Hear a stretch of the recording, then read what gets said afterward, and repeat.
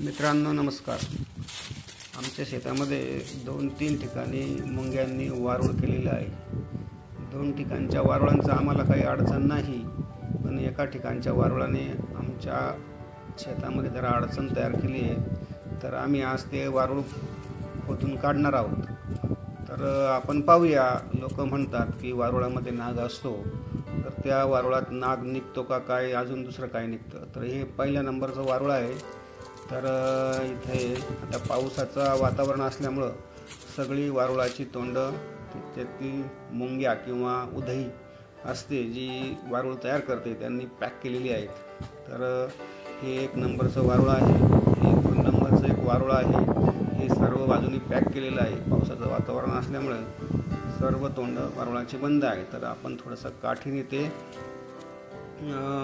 Check करूया का त्याच्यामध्ये मुंग्या आहेत का, उधई आहे का, अजून नाग वगैरे काही आहे.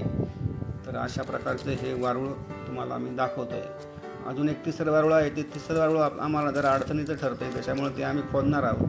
तर हे 2 वारूळ पाहिल्यानंतर आपण त्या तिसऱ्या वारुळाकडं जाऊया.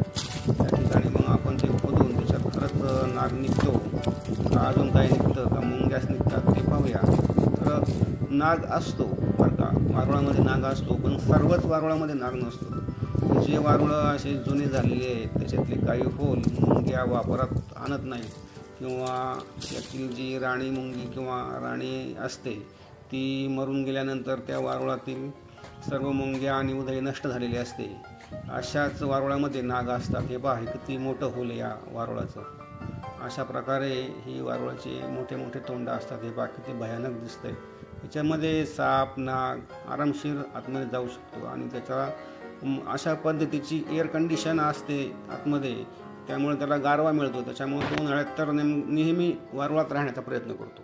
आता हे आहे तिसरं वारूळ.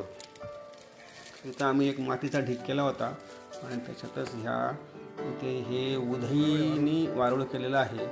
तर आता आपण ते खोदून पाहणार आहोत त्याच्यामध्ये खरंच नाग निघतो की अजून काही निघतं. तर चला आता आपण खोदायला सुरुवात करूया. एक आम्ही माणूस आणला आहे गावातून वारुळाची खोदाई करण्यासाठी. तर त्याने आता खोदाईला सुरुवात केलेली आहे. तर आपल्या हिंदू परंपरेमध्ये वारुळाला खूप महत्त्व आहे. नागपंचमीला आपण वारुळाभोवती दूध, पुरणपोळीचा नैवेद्य, लाह्या, बत्ताशे, शेंगदाणे असं वाहत असतो. परंतु हा सर्व जो आहार आहे, तर तो जो आहार आहे हा सगळा मुंग्यांना उपयुक्त आहे. म्हणजे पावसाळ्यामध्ये मुंग्यांना जेव्हा अन्नाचा पुरवठा होत नाही, त्यांना बाहेर फिरता येत नाही, तर त्यांच्यासाठी आपण हे त्यांचं एक आयुष्य सुखकर व्हावं, त्यांची उपासमार होऊ नये म्हणून वारुळाभोवती आपण ह्या प्रकारचे वस्तू आणून टाकत असतो, वारुळाची पूजा करत असतो. आणि वारुळामध्ये जे वारुळं असे बंद आहेत, म्हणजे त्याच्यातले आता मुंग्या वगैरे मरून गेलेल्या आहेत, राणी माशीच नाही, अशा ठिकाणी मग साप राहतात. ते त्यांना थंडावा मिळतो, आयतं घर मिळतं. म्हणत आहे आयत्या भेळात नागोबा, त्याप्रमाणे. आणि आपण कधीतरी वाट्याने असे वारुळं पाहतो, त्याच्यातून आपल्याला कधीतरी साप बाहेर येताना किंवा नाग बाहेर येताना दिसतो आणि आपण म्हणतो मग हे वारूळ हे सापाचंच घर आहे. तर सापाचं किंवा नागाचं घर वारूळ तर आहेच आहे, पण तेच घर आहे असं नाही. तर त्याला जिथं जागा मिळेल, जिथे गारवा मिळेल त्या ठिकाणी तो राहतो. वारूळ हे आपण त्याला दिलेलंही घर आहे. पाहता ह्याच्यामधून आपल्याला ह्या मुंग्यांनी काहीतरी त्यांचं घर तयार केलेलं आहे. तर त्या घर आता आपल्याला त्याच्यामध्ये सापडलेलं आहे. पहा, काठीच्या साह्याने मी ते बाहेर काढण्याचा प्रयत्न करतो आहे. आमचं कुत्रं, आमचा लाल्यासुद्धा काय चाललं आहे काय नाही पाहण्यासाठी जवळच येऊन उभा राहिला आहे आणि त्याचं पण चांगलं बारीक लक्ष आहे वारुळ खोदाईवर. तर पहा, या प्रकारे राणी मुंगी असते किंवा राणी उधई असते, ती काय करते, ह्या प्रकारच्या घरामध्ये खूप सारखे अंडी घालत असते आणि बाकीच्या कामकरी मुंग्या किंवा कामकरी उधई जी असते, कीटक जे असतात, ते या अंडी इतरत्र ठेवत असतात आणि त्या अंड्यातून पिलं बाहेर येतात आणि ते पिलं म्हणून काम करत राहतात. जोपर्यंत राणी मुंगी किंवा राणी कीटक जिवंत आहे तोपर्यंत हे वारूळ जिवंत असतं, आणि ज्या टायमाला ती अंडी घालायची बंद करते त्यानंतर ती पिढी बंद होते आणि वारूळ ऑटोमॅटिक नष्ट होतं. परंतु कामकरी माशा काय करतात, जेव्हा राणी मुंगी किंवा राणी कीटक अंडी देणे बंद करणार असते त्याच वेळी नवीन राणी तयार करण्याच्या कामाला लागतात आणि नवीन राणी कीटक किंवा राणी मुंगी तयार करतात. म्हणजे ते त्यांचं एक नेहमीचं पिढी वाचवण्यासाठीचं काम आहे. अशा प्रकारे ते राणी मुंगी किंवा राणी कीटक नष्ट होऊ देत नाही, आणि नवीन राणी कीटक तयार झाल्यानंतर जुन्या कीटक किंवा राणी मुंगीला ह्या बाकीच्या कामकरी मुंग्या किंवा कामकरी कीटक मारून टाकतात. अशा प्रकारे हे वारुळं आपण पाहिलं. हे पहा कशा प्रकारे तिथं त्यांनी आतमध्ये कप्पे कप्पे केलेले आहेत. म्हणजे त्यांच्या लाळेमध्ये हे एक प्रकारचा आम्ल पदार्थ असतो आणि तो आम्ल पदार्थ ते मातीमध्ये मिक्स करतात आणि अशा पद्धतीने त्या मातीत एक चिकटपणा तयार करून अशा प्रकारे त्याच्यामध्ये आखीव रेखीव असे कप्पे कप्पे बनवून छिद्र तयार केलेले असतात. अशा प्रकारे आता अर्ध्यापर्यंत आपण आलेलो आहे. आपण फक्त काय करणार आहे, जे वारुळ आहे ते जमीन लेवलपर्यंतच खोदणार आहे. जमिनीच्या खाली काय आपण खोदणार नाही, कारण आपल्याला फक्त जमीन सपाट करायची ते नेमकं घरासमोर असल्यामुळं आपण हे आता खोदतो. हे पहा, हे उधईचं वारुळ आहे. हे उधईची जी पिल्लं आहेत त्याच्यातून आता बाहेर आलेली आहेत. उधई जी कीटक असते, वाळवी म्हणतात त्याला, तर हे लाकूड खाण्याचं काम करते किंवा झाडावरील जे वाळलेलं लाकूड किंवा खपल्या असतात त्या खपल्या खाण्याचं काम ही उधई करते. शक्यतो हिरवं लाकूड खात नाही, फक्त वाळलेलंच लाकूड खातं. पण त्याच्या ताब्यात जर एकदा लाकूड मिळालं आणि त्याच्याकडे जर आपण दुर्लक्ष केलं तर ते पूर्ण लाकूड फस्त करायचं काम ही वाळवी करत असते. तर पहिल्यांदा आपल्याला याच्यामध्ये आता वाळवीच सापडलेली आहे. आता जिवंत वारुळ असल्यामुळं शक्यतो नाग काय याच्यामध्ये आपल्याला सापडण्याची शक्यता खूपच कमी आहे. आम्ही पण जरा काळजीच घेत आहोत, कारण काल परवा आम्हाला याच भागात मोठा साप म्हणजे नागच दिसला होता. जवळजवळ 5 ते 6 फूट लांबीचा तो नाग होता.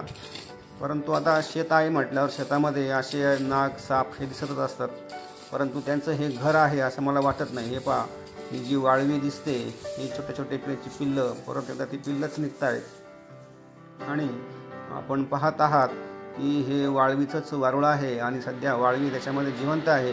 आणि जमिनीच्या खाली राणी वाळवी राणी कीटक जो असेल तो जमिनीच्या खाली असेल, तो काही आपल्याला इथे सापडेल असं वाटत नाही. अशा प्रकारे त्याच्यामध्ये आता लाल मुंग्या पण निघायला लागलेल्या आहेत. लाल मुंग्या पण दिसत आहेत. हे पहा, त्या वारुळामध्ये काही लाल मुंग्या पण निघालेल्या आहेत आणि ह्या लाल मुंग्या खूप ॲग्रेसिव्ह असतात. जर चावली तर 2 दिवस त्या भागात खाज येत असते आणि खूप चुनचुनही होते. त्याचप्रकारे जर सामूहिक हल्ला जर त्यांनी केला तर खूपच प्रचंड हाल होतात. आपण नॅशनल जिओग्राफीवर पाहिलंच असेल. तर आता ह्या वारुळामध्ये अशा प्रकारे या खूप मोठ्या प्रमाणावर लाल मुंग्याही निघायला लागलेल्या आहेत. तर आता आपण त्यांना थोडं साईडला करू आणि आपलं ते वारुळाच्या एका साईडला निघत आहेत. वारुळाचं खोदायचं काम पुन्हा चालू केलेलं आहे. खाली पाहूया खाली काय सापडते आपल्याला. तर मित्रांनो, शेतकरी मित्रांनो, साप हा आपल्या शेतकऱ्यांचा एक मित्रच आहे. तो शेतामध्ये जोपर्यंत आहे तोपर्यंत उंदीर, घूस या प्रकारचे पिकाला नष्ट करणारे म्हणजे पिकाचे नुकसान करणारे जे उपद्रवी घटक आहेत त्यांच्यावर नियंत्रण ठेवण्याचं काम हा साप किंवा नाग करत असतो. हे पहा, अजून एक आपल्याला त्यांचा घराचा एक काहीतरी भाग सापडलेला आहे. हा खूप कडक असतो. जो ते त्यांच्या तोंडातील जी लाळ असते त्या लाळेच्या साहाय्याने ते घर बनवतात. ते अतिशय चिवट असतं. आता मी मध्यंतरी एका ठिकाणी पाहिलं होतं की एक वारुळ होतं आणि त्या वारुळ पूर्ण नदीला पूर आला होता. वारुळच्या साईडचं सर्व भाग वाहून गेला होता, पण ते वारुळ पूर्णतः शाबूत होतं. त्याला काहीही झालेलं नव्हतं. एवढी ताकद त्या वारुळामध्ये होती. तर मी हे माझ्या डोळ्यांनी पाहिलेला अनुभव आहे, तो तुम्हाला आता मी सांगितला. आता आमचे लालू याला मुंगी चावलेली दिसते, त्याच्यामुळे तो बेजार झाला आहे. तर शेतकरी मित्रांनो, आपल्या शेतामध्ये जर वारुळ असेल तर वारुळाला नष्ट करू नका. वारुळ हे जमिनीत हवा खेळती ठेवण्याचं एक नैसर्गिक साधन आहे. त्याचप्रमाणे वारुळ हे आता बऱ्याच लोकांमध्ये किंवा काही भागामध्ये असं पण म्हटलं जातं की ज्या भागात वारुळ आहे तिथे जमिनीत खाली पाण्याचा साठा भरपूर असतो. तिथं विहीर खोदली किंवा बोरवेल घेतली तर त्याला पाणी पण लागतं. तर ते आता गैरसमज त्याबाबत मला जास्त काही माहिती नाही. तर तो ज्या त्या भागाचा प्रश्न आहे. आणि तर आपण आता आमचं वारुळाचं खोदकाम थांबवलेलं आहे. तर त्यामध्ये आपल्याला मुंग्या आणि उधई किंवा वाळवीचं घर, त्याचे कप्पे एवढंच पाहायला मिळालं. नागोबा राजा काही पाहायला मिळालेला नाही. परंतु सर्व शेतकरी मित्रांना आणि व्हिडिओ पाहणाऱ्या सर्वच लोकांना का सापाला मारू नका, नागाला मारू नका.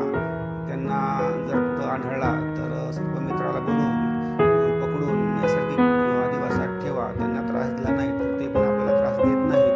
तर अशा प्रकारे फक्त वाळवीच या वारुळामध्ये आम्हाला सापडली, नाग काही सापडलेला नाही. तर व्हिडिओ आवडला असेल तर शेअर करा, लाईक करा आणि माझ्या या चॅनलला नक्की सबस्क्राईब करा. तुमचं एक लाईक आणि एक सबस्क्राईब हे आमच्यासाठी खूप महत्त्वाचं आहे. आणि त्यामुळं तुम्ही फक्त व्हिडिओ पाहायचं काम करता पण चॅनलला सबस्क्राईब काही करत नाही. तुम्ही जर सबस्क्राईब केले आणि सबस्क्रायबर जर वाढले तर नवीन व्हिडिओ बनवण्यासाठी पण आम्हाला प्रेरणा मिळत असते. तर शेतकरी मित्रांनो, तसेच व्हिडिओ पाहणाऱ्या प्रेक्षकांना देखील विनंती आहे, कारण यूट्यूब स्टुडिओवर जर पाहिलं तर नक्कीच दिसून येतं की जे पाहणारे लोक आहेत त्यामध्ये नॉन सबस्क्रायबर लोक खूप व्हिडिओ पाहतात पण त्यांनी अद्याप चॅनल सबस्क्राईब केलेला नाही. तर अशा मित्रांना विनंती आहे की त्यांनी चॅनल सबस्क्राईब करा, म्हणजे या प्रकारे नवनवीन व्हिडिओ तुम्हाला